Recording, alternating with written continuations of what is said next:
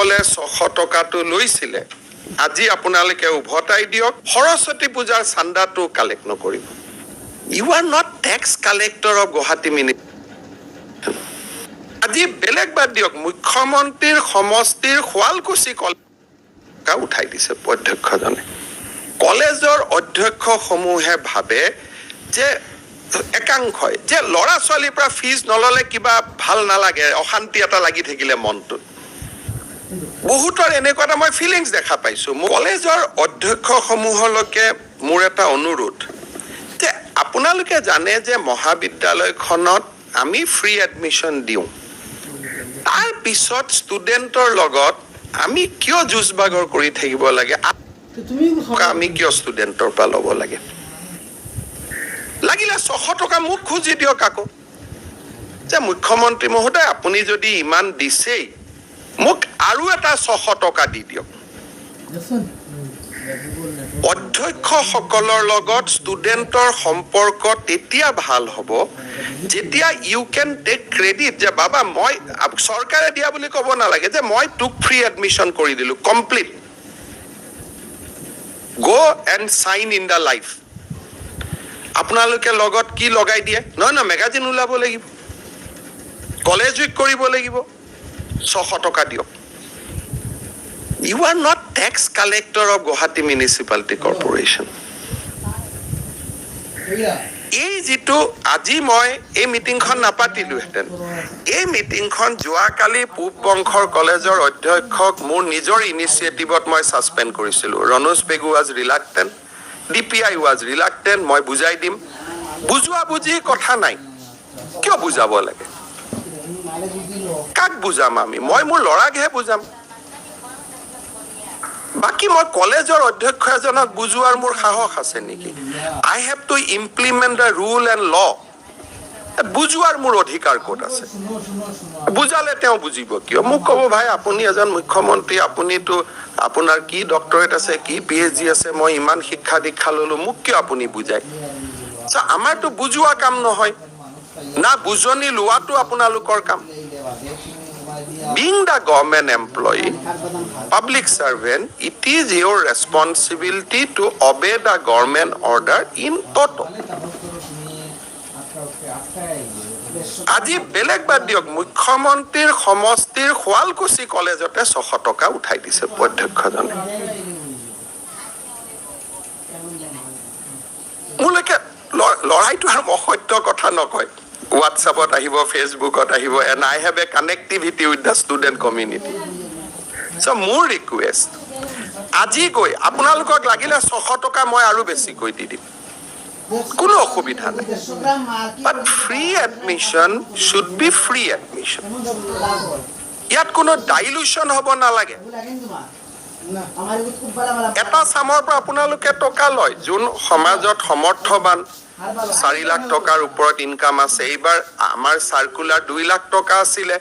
কিন্তু পিছত আমি ডাইলুট কৰি দিলো যে ৰেশন কাৰ্ডখন থাকিলে দিব সো বাই ইমপ্লিকেশন ই 4 লাখ হল যদিও গভৰ্ণমেণ্টে 2 লাখ টকা লৈকে দিয়ে কিন্তু এইবাৰ আমি যেটো ৰেশন কাৰ্ডখনৰ ওপৰতে বিনামূলীয়া এডমিশন দিলো দিব কলো so income bar has gone up to 4 lakhs rupees যেতিয়া 4 লাখ টকা আমাৰ ইনকাম বাৰ হল তাৰ ওপৰৰ ফিজ আপোনালোকৰ লগত আছে জি ফিজ আছে এতিয়া এই কথাখিনি যে 600 টকাটো আমি কিয় ললো কলেজৰ অধ্যক্ষ সমূহে ভাবে যে একাংশই যে ল'ৰা ছোৱালীৰ পৰা ফিজ নললে কিবা ভাল নালাগে অশান্তি এটা লাগি থাকিলে মনটোত বহুতৰ এনেকুৱা এটা মই ফিলিংছ দেখা পাইছো মোক আমাৰ পূব কামৰূপ কলেজৰ প্ৰাক্তন অধ্যক্ষ এজন তেওঁ মোৰ লগত তেওঁ ডিবেট মানে ঘৰুৱা মোৰ সমষ্টিৰে স্যাৰ ফিজটো আমাক ল'ব দিয়ক লাগিলে টকাটো আপোনালোকে একাউণ্টত পিছত ঘূৰাই দিব somehow ফিজটো লোৱাটো কিবা এটা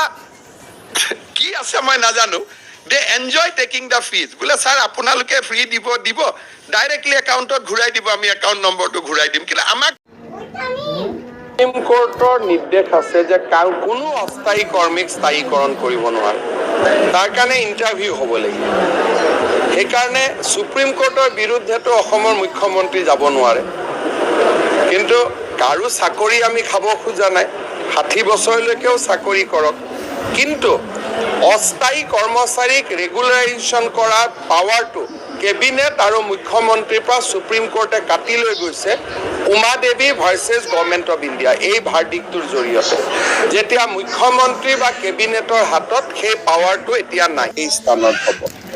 ঠিক তেনেদৰে দিছপুৰৰ বাবে বেলেগ হ'ব চেণ্ট্ৰেল গুৱাহাটীৰ কাৰণে বেলেগ হ'ব নিউ গুৱাহাটীৰ কাৰণে বেলেগ হ'ব এই গোটেইখিনি আমি সোনকালে কৰিব খুজিছোঁ আৰু ঠিক তেনেদৰে অসমতো আমাৰ বিভিন্ন সমষ্টি অনুপাতে উপজিলাসমূহ গঠন হ'ব এই বছৰৰ ভিতৰতে আমি গোটেই উপজিলাবিলাক ফাংচনিং কৰাৰ বাবে প্ৰচেষ্টা ল'ম উপজিলাবিলাক গঠন কৰোঁতে অসুবিধা হ'ব সুবিধা হ'ব এইখিনি প্ৰথম পৰ্যায়ত আমি কামৰূপ মহানগৰ জিলাত অলপ প্ৰেক্টিচ কৰি চাব খুজিছোঁ যাতে যিখিনি কিবা অসুবিধা থাকিলেও যাতে আমি পিছত পূৰ কৰিব পাৰোঁ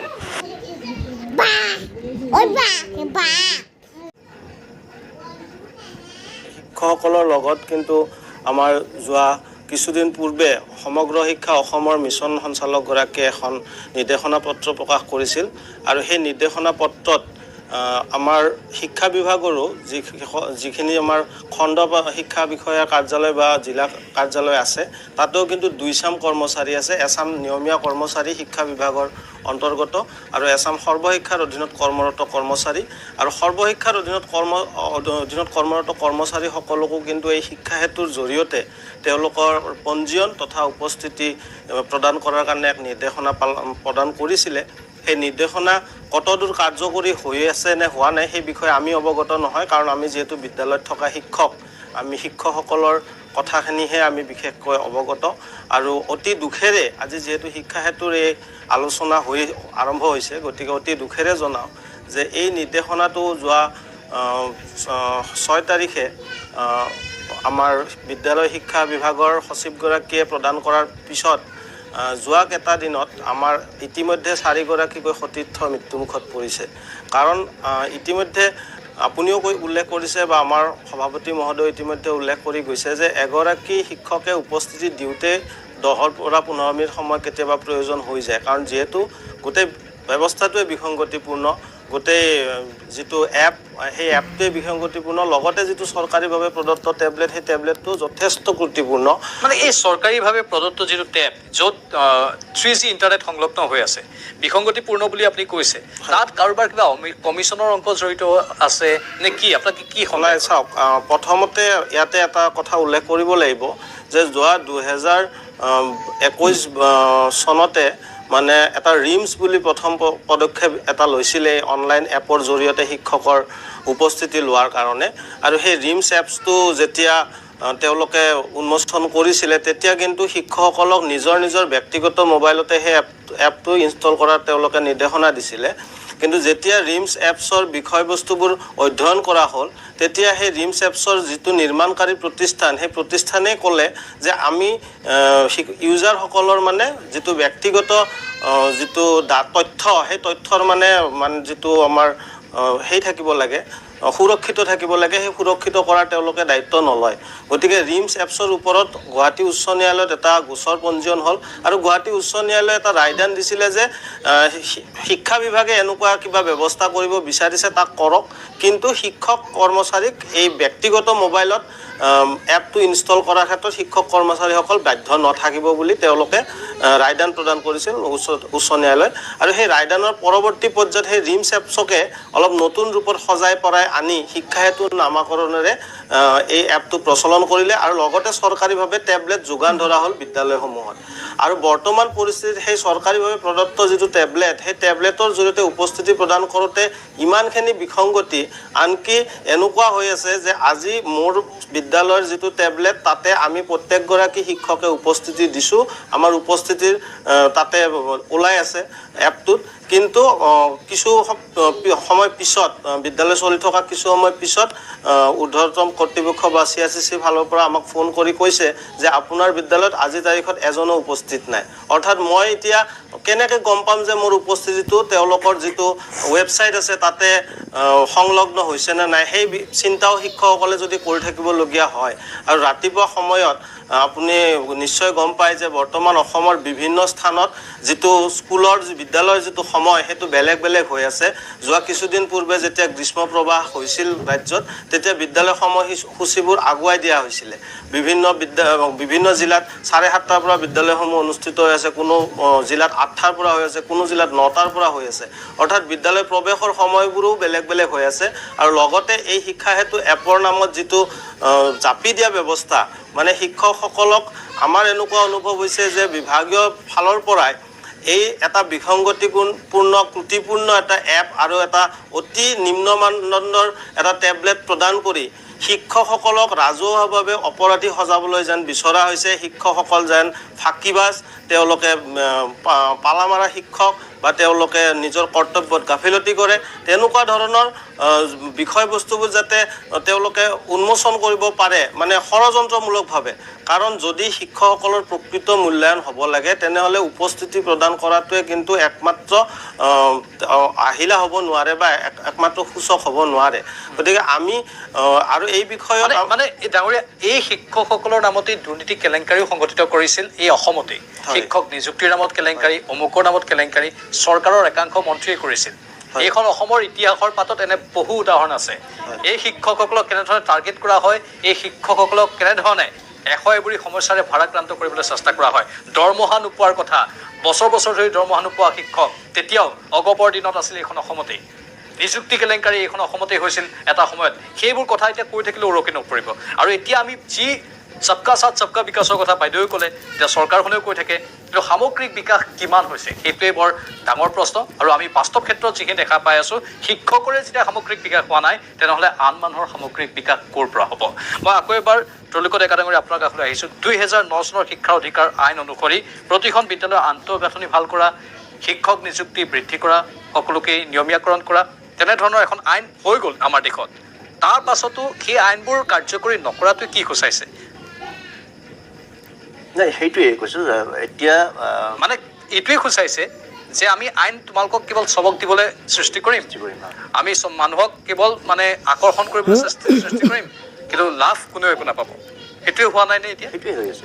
সেইটোৱেতো হৈ আছে। এতিয়া সেই সকলো কথা চমক সৃষ্টি কৰাৰে এটা ৰাজনীতি চলি আছে। এতিয়া আমাৰ ক্ষেত্ৰতে কৈছোঁ যে আমাৰ 25,000 শিক্ষক আছে আজিৰ দিনত। 2012ৰ পৰা আমি নিযুক্তি লাভ কৰি থকা